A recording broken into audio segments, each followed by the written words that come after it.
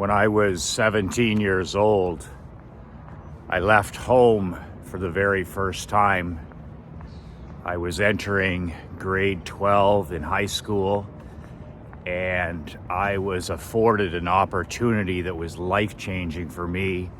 I was accepted into the All-Canadian Tennis Academy, which was a dream come true for me. I was a top 100 nationally ranked amateur under 18 player at the time. I wasn't one of the top players in the country. Good morning. But it was an opportunity for me to go and practice daily and train with some of the very best players in the country, both amateurs and pros. So when I got this opportunity, my parents were in a position at the time where they were able to pay part of the expense to send me there.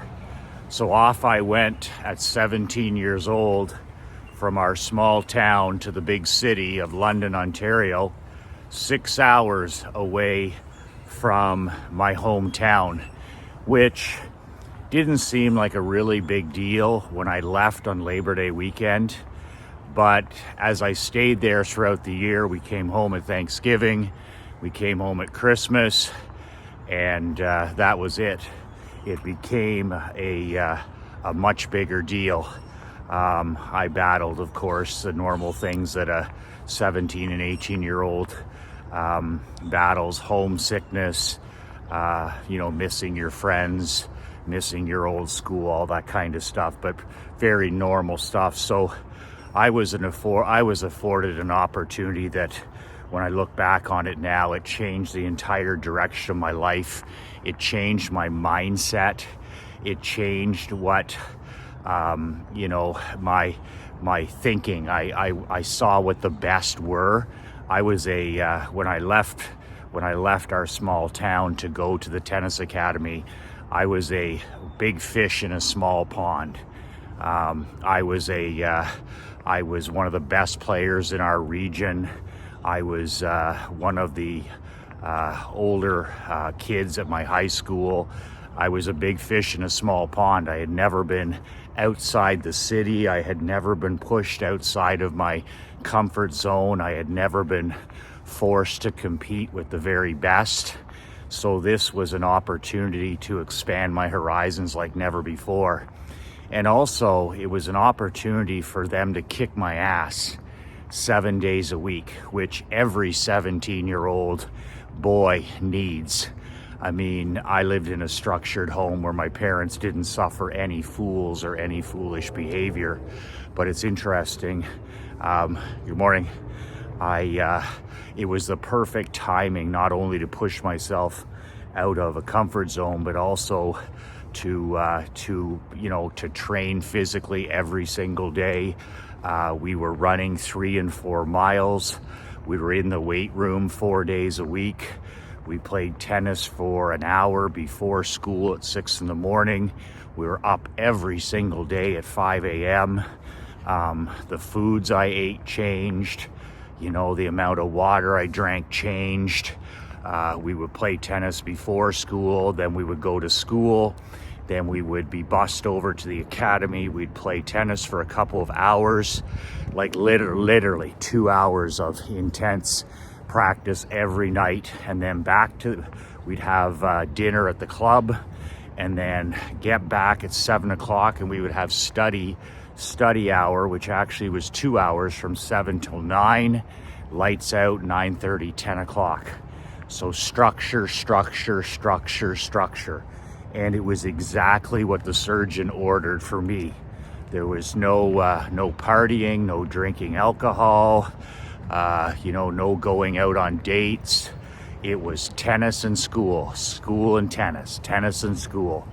And I thrived in this environment for the first 6 months, maybe even the first 8 months, where my academics were the best they ever were. I mean, admittedly, I was all the way through university, I was a C and D student. I have 2 degrees, one in sociology and one in psychology, but for me, I mean, university and high school was a place to go if I wasn't coaching hockey or I wasn't playing tennis. So it was great. My parents were so pleased that I was doing really well in school for the first time. My grades in grade 12 were better than any other time in my young life. And that's because of structure. 2 hours of studying per night, 5 nights a week will do that for your grades. I was in the best physical shape, best mental shape of my life. I was out of the party scene, which was huge. I didn't have to. I had been removed from my old environment, my old friends. I was in the sports scene at home. I was in the party scene. So, I was removed from old faces and old places, and that was extremely valuable. My Friday nights were no longer, out partying. My Friday nights were tournaments, in tournaments all weekend long, Friday, Saturday, and Sunday. So I became a very, very busy young man, and it served me very well. Around Easter time, where I had been there for close to 10 months, I started thinking, I started to suffer from homesickness. And I mean, homesickness is a real thing, especially when you've been away for months and months on end. And we went through the winter months and all this other stuff. And around Easter time that year, I started thinking to myself, negative thoughts started to enter my mind about quitting, going home, and doing the same thing I'm doing at the tennis academy, but doing it in my small community. In other words, I convinced myself, I negotiated with myself that, I didn't have to live 6 hours from home. I could return to my old high school. I could get a part-time job at the grocery store after school. And with the money that I make at the grocery store, I could get private lessons at the local tennis clubs. And of course, I'm trying to convince myself, I'm trying to negotiate with myself, I'm trying to get out of this extremely disciplined and structured tennis academy and get home to my friends and my family and a much easier life. And so of course this looked great. Like, I can do this. It's going to even be better than being here. And I remember literally putting it down on paper because my parents were coming to visit me for Easter weekend. We didn't get to go home, so my parents were making the 6-hour drive to come and see me at the academy. So I had the sales pitch all ready for them. You got to remember it. I had already owned a window washing business at this time. I was well into my sales career before I moved away at age 17. So I had the pitch all laid out for them that it would be better for me to return home, better for everybody. I would make some money. I would have this job. I would go to school and I would take private lessons. So it was interesting. My parents came for that 4-day weekend and we had a great time, but always in the back of my mind was, I got to talk to them about going home. I don't want to be here anymore. It's hard. It's difficult. I'm tired. I'm sore. I'm homesick.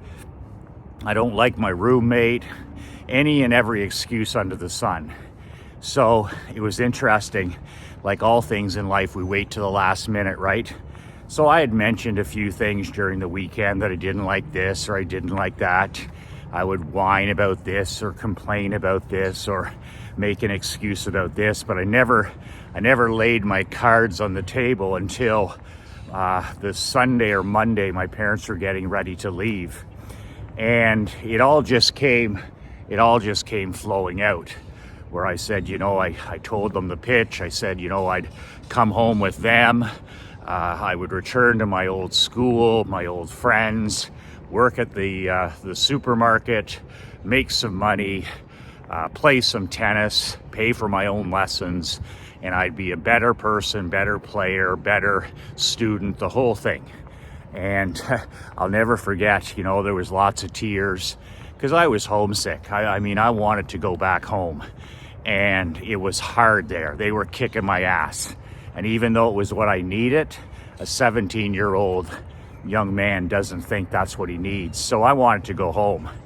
And I'll never forget my mom hugging me and kissing me, you know, like moms do, right? That's their job, where they're like, you know, well, you know, this might work out, and you know, you're always welcome at home, and if you do come home, we'll make this work out, and I'll drive you to your lessons, and I'll make sure that, you know, that all this works out, and the door's always open, and all this kind of stuff. And then after a whole bunch of tears, I'll never forget, we're in the house, and there's a hallway straight out the door, and my parents' car was parked right at the hallway, at the end of the hallway on the street, on the by the curb there, right by the sidewalk, just straight north in front of me. So my mom finally hugged me and said, you know, whatever you decide, I support you 100%. I support you 100%. And my mom walked off and went and sat in the car. So I'll never forget my dad. He hadn't said one thing. He had not said one thing. When I whined and made excuses and complained during the weekend, he didn't comment at all on any of that stuff. He just said, you know, what a privilege it was to be at a facility like this. What a privilege it was to be coached by the greatest coaches in our country. What a privilege it was to compete against the very best athletes, players that were a lot better than I was. So it was interesting. My dad didn't say anything before, after my mom left. He came over and he shook my hand, and he looked me square dead in the eyes, and he said, if you do decide to quit, he said, remember one thing. He says, you will not, I repeat, you will not live at our home. And I was like, excuse me? And he wasn't kidding. He said, you will not live in our home. You will live somewhere. He said, you'll prepare to live somewhere else, because we do not have quitters under our roof. Look for somewhere else to live. You will not live at home. Quitters do not live under our roof.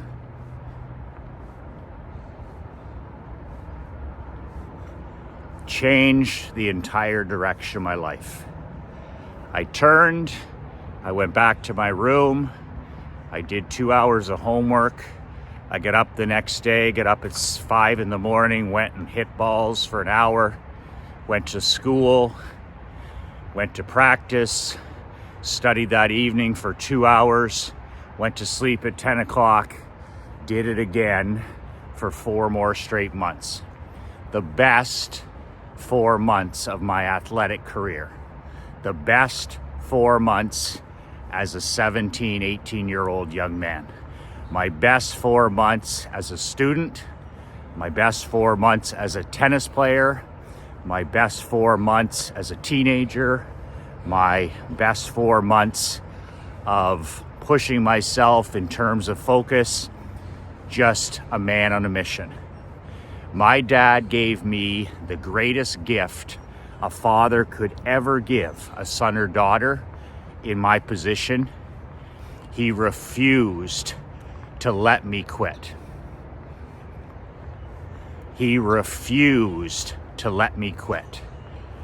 And on top of that, he took it to the next level by saying, look for somewhere else to live, because quitters don't live in our home. He was dead ass serious. There were no tears. I've never seen a tear come out of my dad's eye in 50 years. He wasn't joking when he shook my hand and said, find another place to live. Quitters don't live in our home. I remember that the rest of my life. I pride myself on never, ever, ever, ever quitting anything important. There's strategic quitting, of course, what we talk about all the time, where You know, sometimes it's time to quit something that doesn't serve you. You can quit eating certain foods. You can quit, you know, drinking alcohol. You can curate and quit spending time with toxic people. You can quit watching the news. You can quit politics. You can even quit things that aren't working. In direct response marketing, my world, you know, 95% of our tests are failures. Just like my daughter's 100 flyers she sent out, she got 4 clients out of 100 flyers. So she had a 96% failure rate and a 4%, which is outstanding, 4% success rate. So I live in a world of disappointment. I live in a world of losing. I live in a world of failure. And our goal, like Marc-Andre says, is to fail faster. Fail faster. Test this sales page. Test this website. Test this magazine ad. Test this fake book ad. Test this referral program. Test this email. Test this video. Test, fail, faster, faster. That's my life in marketing. And when you find a winner, you scale the winner. And winners are incredibly rare.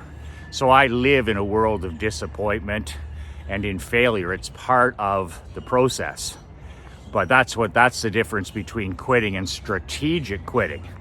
If a kid doesn't like the sport of soccer, they need to finish out the season, and then as a parent you say, you know what, we're not going to do that next season, but you finish out the season. Dan Leonis, my friend, the wizard behind the Einstein blueprint, talks about the massive habit of quitting that he sees in young children now, ages 4 to 20. Just, you know, surrender, pull the pin, mail it in, and then the worst case scenario is you have parents, good morning, you have parents then that accept quitting. In fact, they accept it, and you're accepting losing, right? So I see it all the time in my coaching programs. I'm just shocked by it.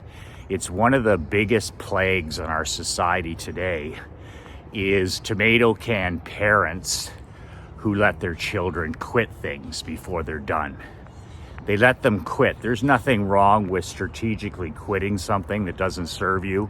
Your kid's in martial arts, your kid hates martial arts. Okay, let's finish out the sessions and then we'll do something different. Let's finish out the sessions and do something different. Okay, you hate a job, you know, finish it out, finish the major project, finish the year, and then do something different. Strategic, integrity-based quitting. But the stuff that goes on today, I'll give you a couple stories.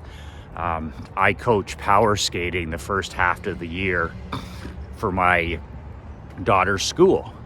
Every Tuesday at 4 o'clock, I have the kids on the ice for an hour, and I teach them power skating.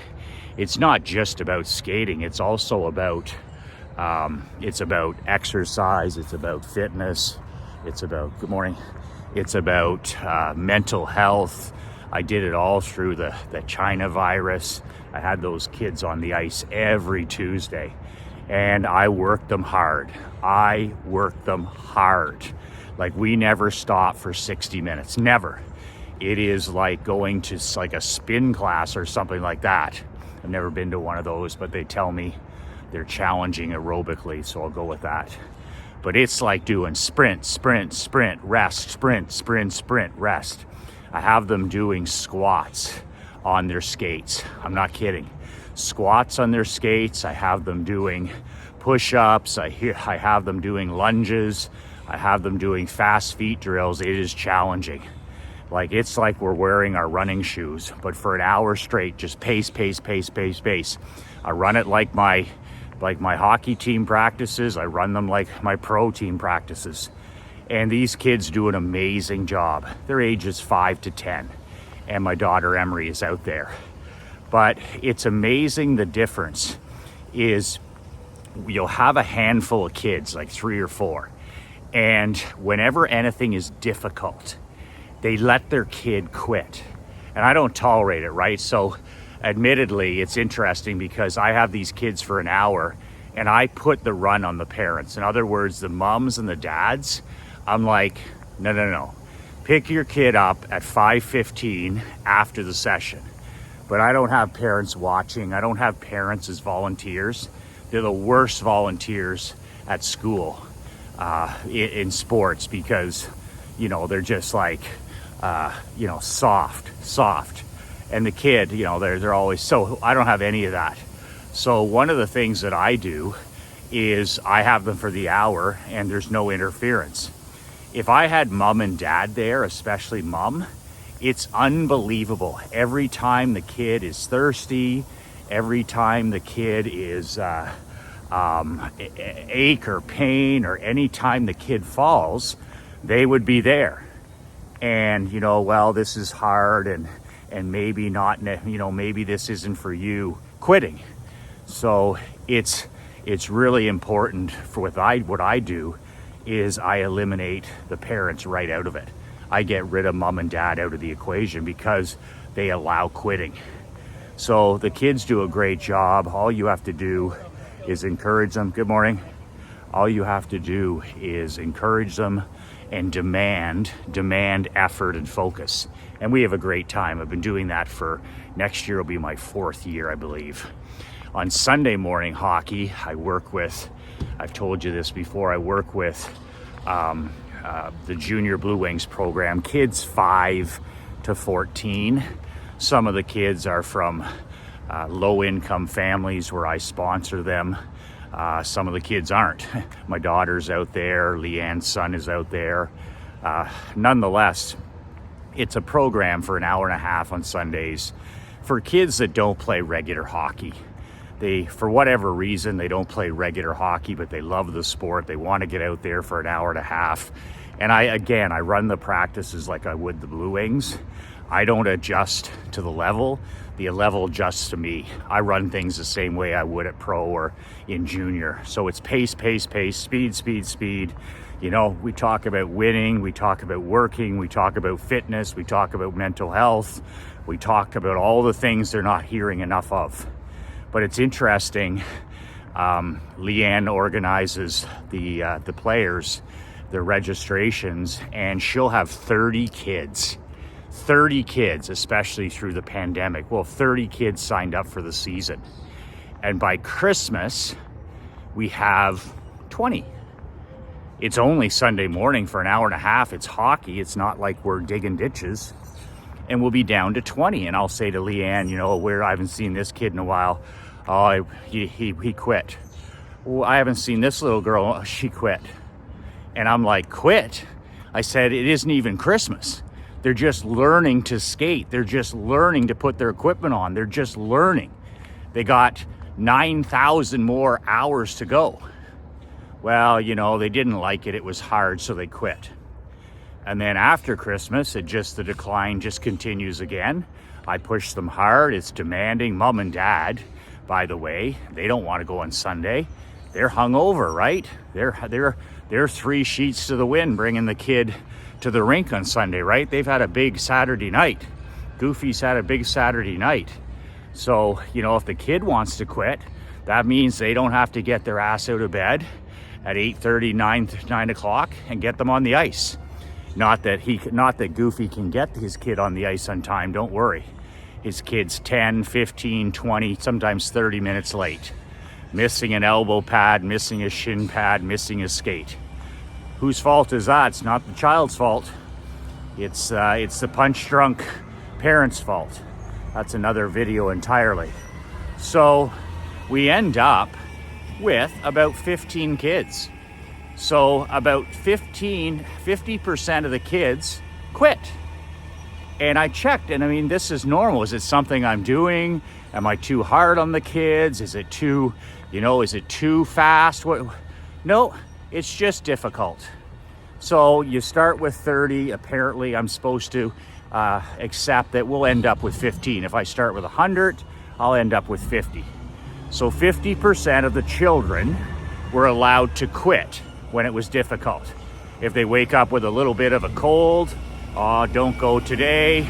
They wake up with a hangnail, don't go today. I was bullied at school yesterday, don't go today. I want to stay home and play video games, that one all the time. You don't have to go. I just let him have a day, a mental health day on his screen. You don't have to go and exercise. My point being here is that's child neglect. Again, that's child abuse. When you let your kid quit things when they've started them, that's child neglect and that's child abuse. And quitting, the thing about quitting that my grandfather used to always say, he goes, Michael, he said, that is a slippery, greasy slide to start. That is a bad habit to allow in yourself and the people around you. In other words, the more you quit, the easier it is to quit. That is a slippery, slippery slope. And in my businesses, my insurance business, my barbershop business, my hockey franchise business, and now my Badass Millionaire Brotherhood consulting business, people ask me all the time, men ask me all the time because it's so unique. They're like, Michael, tell me about your no coming back policy. Tell me about not catering, no, you don't cater to quitters. Tell me about that policy. How could I put that in my business? And I always say to elite men like you, I'm always like, I would never run a business without a no coming back policy. So my no coming back policy is built for 2023 where you're surrounded by quitters. Parents are quitters, teenagers are quitters, children are quitters, vendors are quitters. You're surrounded by quitters. So you want to repel, you want to curate, you want to swift sword and cut the rope with those people. But here's the thing you have to get in your mind. You can't help a quitter. If a child's allowed to quit and it becomes a habit and they're a young adult, they're going to be a quitter their whole life. If you've been quitting everything you start, then you're a quitter for life. It's not something that can be changed. I say something that's very unpopular with the anti-achievement crowd. I say winners aren't losers and losers aren't winners. I've always used that as a governing principle when I was scouting players, drafting players, protecting hockey players, trading for players. Winners aren't losers and losers aren't winners. We do research on the person's life, their track record, their social media profile. Have they consistently won at every level, or have they consistently lost? Are they a suitcase? Do they play on multiple teams? Do they have problems with being coachable? Are they a suitcase? Winners aren't losers. Losers aren't winners. It's a culture, it's a mindset, it's many, many things. So in all my companies, I have a policy of no coming back. So as an example with these videos and my email, if you're on my email list and for some reason I say something that upsets you and you unsubscribe from my email list, I don't agree with that video, Michael. I have a closed mind. I don't believe in that. Unsubscribe. Well, there's no way you're ever coming back onto my email list. I do not cater to what? Quitters. I do not cater to quitters. It's your total right to quit, to unsubscribe, cancel, whatever you want to say, but don't think you're coming back into my world. So anybody that unsubscribes from our email video list, from these daily videos, my instruction to Leanne and to Marc-Andre is never, ever, ever let a quitter back into our world. That's kind of like it's one of the rules in my book, How to Not Get Your Ass Kicked in Business and Life, when I talk about when you put the trash out on the curb to be taken away, don't let it back in. When you kick the trash to the curb, when you kick quitters to the curb, make sure you don't let the quitters back in.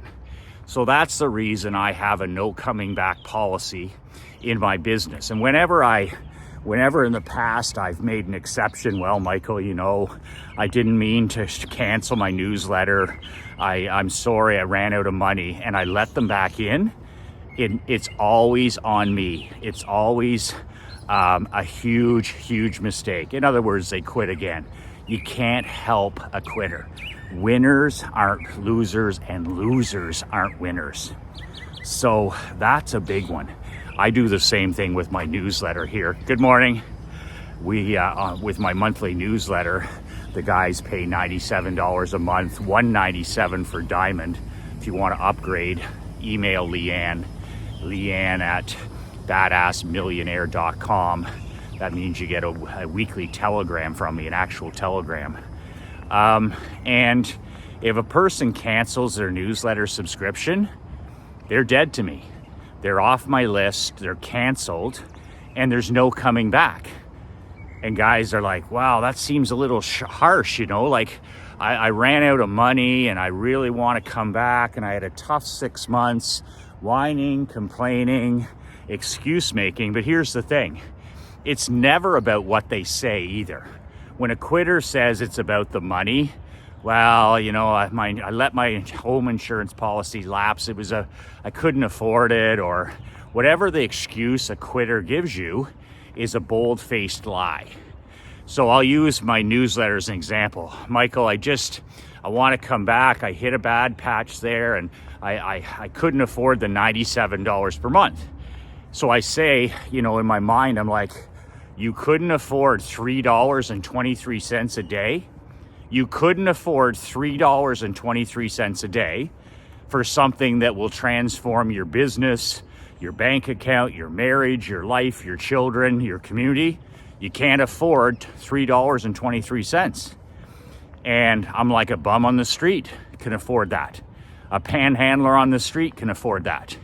By the way, most panhandlers on the street, not only are they on welfare, not only is their rent paid, but my friend who works on the street with the homeless as part of the cure poverty industry, he has a couple of guys that make over $2,000 a day. $2,000 a day by noon, panhandling off the freeways. Panhandling, sitting on a couch with a sign, $2,000 in ones, twos, fives, tens, $20 bills a day. And so there you go. Salesmanship, even with the homeless, works. So I don't cater to quitters. It's never about the money. It's about them just using that excuse. And it's also a principle of any time I spend with punch drunks like that, quitters, it's time that comes away from a person like you, who genuinely wants to help, genuinely wants to study, genuinely is a student. And it takes and sucks. Those guys are time vampires. They're energy vampires. And they suck all of the time and energy that I can be giving to my best people. So I did this in the insurance business as well, by the way. People were blown away by this. I'm like, because, you know, there's tons of cancellations in the insurance business. We would have 300 cancellations in a month. And I would tell Ann and Susan, I'm like, they're not coming back. We have a no coming back cancellation policy. So if those people canceled their policies and they went somewhere else, they went to a cheaper Progressive or a Geico or wherever they went, doesn't matter. They come back a year later, a few months later. Yeah, Michael, I'd like a quote on my insurance. I'm like fuck you do. You're gone, buddy. You're not. I don't cater to quitters. My team doesn't cater to quitters. So that works so great because we didn't bring the trash back in. We kicked the trash to the curb, and then we had the discipline to not let it back in to our world. And then what did we get? We got to spend more of our time with people that pay their bills, appreciate elite service, appreciate, you know, being educated, appreciate books, newsletters, videos. That's what you get to spend more time with. I want to spend all my time with my mastermind members and my newsletter subscribers. That's who I want to spend all my time with. And I spend 95% of my time now with my elite clients, my champions, my world building mastermind members, and my newsletter subscribers. Those are the men that I want to work with. They're the men that are coachable. Those are the men like you with an abundant mindset. Those are the men who are investing financially in their marketing, their money, their marriage, their children, their community. They're serious students of success. And the other 5%, well, I don't want to spend any time with quitters. So this is why I have a no coming back policy. This is why we never ever cater to quitters. It is one of the secrets. Any business I had that has continuity or membership or renewal, same at the barbershop. We sold memberships, gold, silver, and platinum. I told the barbers, I said, listen, I said, it's one strike. I mean, if a person cancels their barbershop monthly membership, we have a no quitters policy. And it really shocks them, right? Like I'm like, yes, I don't want them wasting your valuable time. It's liberating to your employees. It's liberating to your staff because they're like, man, he believes in me. He believes my time is valuable. So when I told my barbers I have a no catering to quitters policy, it was amazing. People would come groveling back. Yeah, I want to join that membership again.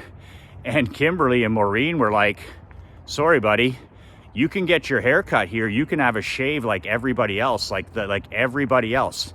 But you're not a member, a VIP member anymore. That door is closed. You quit. So once again, not catering to quitters. And then Maureen and them, they didn't have to bother with any of that paperwork. They didn't have to bother with the credit card bouncing. They didn't have to deal with any of that. If Goofy wanted a haircut, Goofy could come in and get a haircut. That was no problem.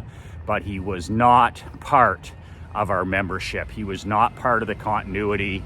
He was not part of any VIP program.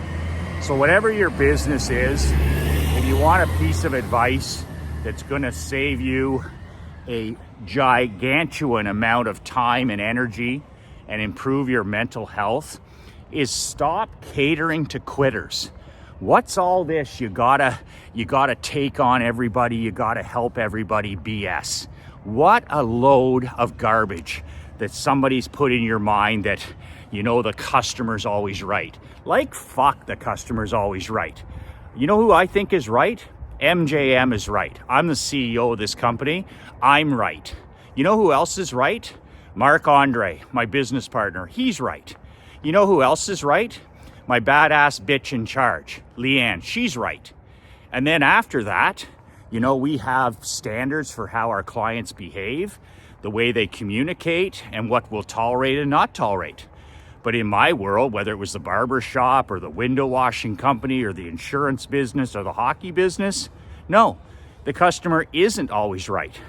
I remember in the hockey business, I would have these VIP season tickets, the gold plate on the back of your seats, right? Pretty big time for amateur.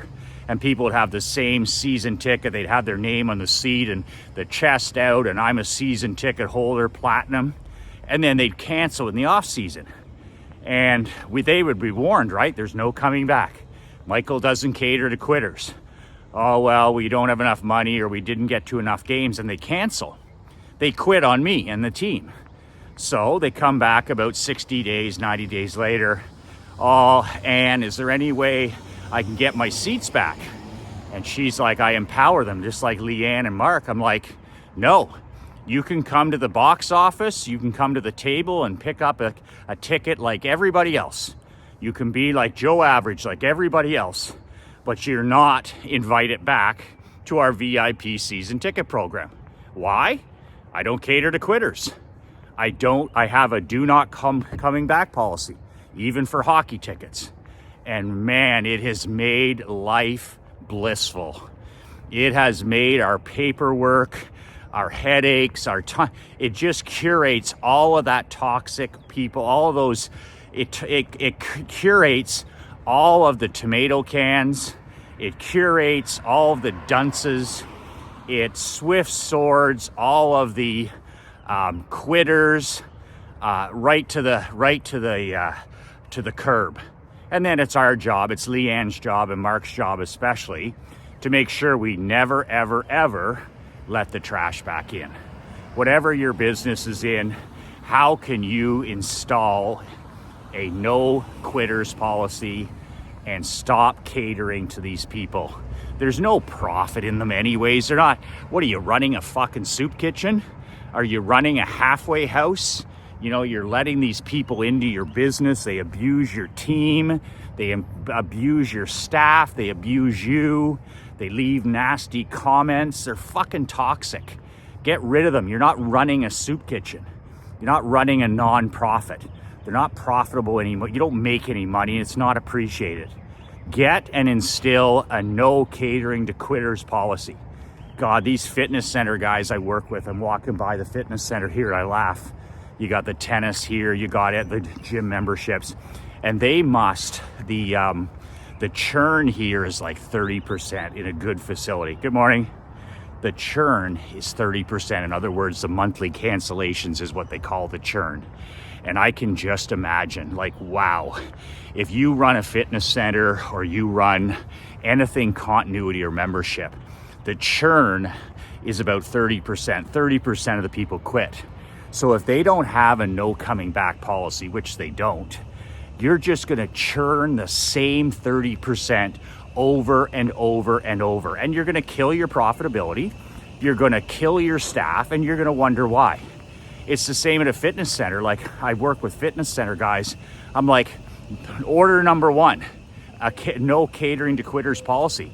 If you sign up for a year or you join my fitness membership for the year, then if you cancel, there's no coming back ever. You can come in for a day if you want. You can pay for a day at the gym, but you're not going to be part of my membership. And if you don't do that, those guys will churn you to death. Oh, it's the new year. I want to start with a monthly membership. I want to get a 6-month membership. I want to start with a 12-month membership. What's your highest level? Sorry, you're going to pay daily just like everybody. And you're not losing anything because these guys are going to cancel on you anyway. So if those businesses were churn, they just churn all day and every day. I'm like, man, it's because you're catering to quitters. Losers aren't winners. Get it in your head.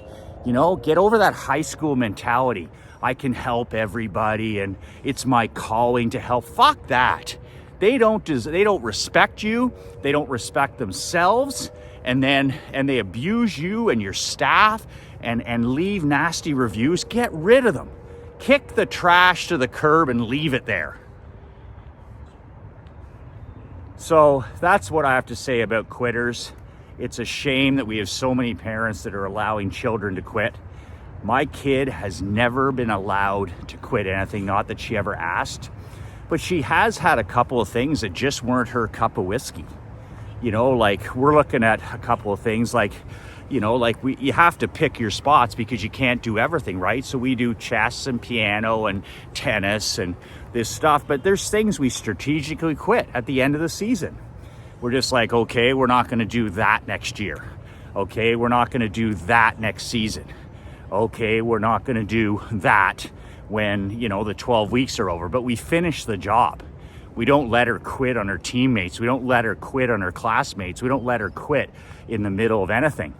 And then if she decides it's not her cup of coffee, then you do something else. Strategic quitting, that's not what I was talking about. What I'm talking about is just anything that's hard quitting, and it's unacceptable. So if you want some of my help one-on-one, I still have some seats available in my World Builders Mastermind. Go to the link below, badassworldbuilders.com, badassworldbuilders.com. You can apply. You can start your 12 months anytime. The membership is always, the mastermind is always open. And if you haven't got a copy of my book, How to Not Get Your Ass Kicked in Business and Life, grab a copy at nobullbook.com. You can also subscribe for the newsletter I was talking about at badassletter.com. But don't sign up for any of these things if you're thinking of dipping your toe in the water, if you're thinking about, I'm a burn the boats, burn the ships kind of guy. When you do something, you do it all the way. That's how my mom was. That's how my dad was. That's how my sister is, my brother is. That's the way I am. It's the way my wife, Chris, is. All in, all the way. And if you're going to do something, you do it all the way. And then if it's not your cup of Earl Grey at the end, well, you can make a change. But when you commit to something, you finish it. Like the great David Goggins says, don't stop when it's hard. Stop when the job is done. And it's so exciting because if we can instill this non-quitting in our kid, in Emery, she's got the world at her feet. Because there's going to be so much, kids are so soft, parents are so soft, that quitting is natural. If she's got stick-to-itness, which she does, that's going to serve her very, very well in the real world. That stick-to-itness, that grit, that stick-to-itness, that dogged, just pig-headedness. Instilling pig-headedness in our kids. Instilling stick-to-itness in our kids and ourselves. And remember, men, it starts with you. Have you been quitting things? Have you been taking the easy way out? Oh, I quit walking, Michael, or I quit copywriting, or I quit date night, or I quit reading every day. Come on, what kind of an example is that for your queen and your children? They watch you start something, you stop. They start, you stop. You start, you stop. You're negotiating with yourself, and you're losing integrity with yourself, and you're losing integrity with the people in your family. Is that how a king operates? Is that how a king shows up in his home? If the king doesn't rise, the kingdom dies. Well, if your kingdom's dying, it's because you're not rising. You're not showing up and doing the 2 or 3 things you need to do every day. Whether it's, fitness, whether it's reading, whether it's walking, whatever it is, it's because you're consistently not showing up. If your marriage is struggling, you're not consistently showing up. If your fitness is struggling, you're not consistently showing up. If your mental health is struggling, you're not consistently reading. If you don't have money flowing in from everywhere, rivers of money, you're not consistently doing Operation Money Suck every day. I just go down the list, like if you're disconnected from your children, you're not consistently showing up and inviting your kids to do things with you. You're not showing up as a father. So don't be like these other goofies and tomato cans. I call those children, those poor children, underfathered. Teenagers, young children, and grandchildren, they're allowed to quit. Dad isn't in, mom isn't all in. They let their kids become quitters, and quitting is a habit. So make sure that none of that's tolerated in your world. None of it's tolerated in your world, especially by you. 2 words that changed my life, 2 words that'll change your life. Losers aren't winners. Get a no coming back policy and stop catering to quitters. 2 words that changed my life, 2 words that'll change your life. Be relentless.